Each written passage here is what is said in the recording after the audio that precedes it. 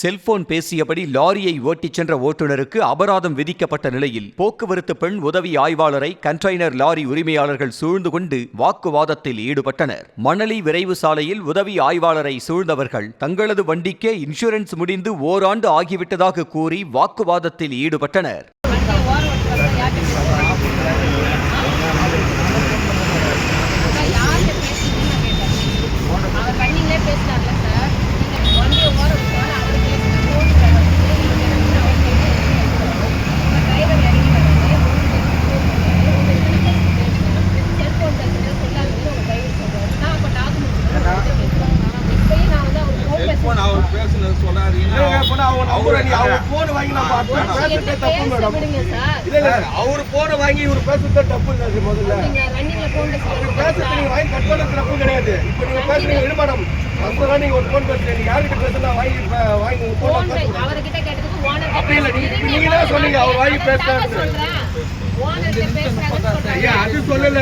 பேசுறது ரைட்டுங்க. அவர் போன வாங்கி யார்கிட்ட பேசுறேன்னு கேட்கறது தப்பு இல்ல.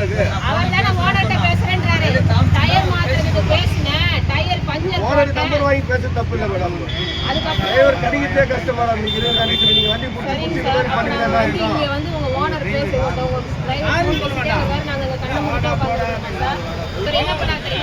பேசிட்டே வராரு. லெஃப்ட்ல ஒருத்தர் கார் ஏறதே இவர் கவனிக்கல. அவன் கார் ஒரு செகண்ட்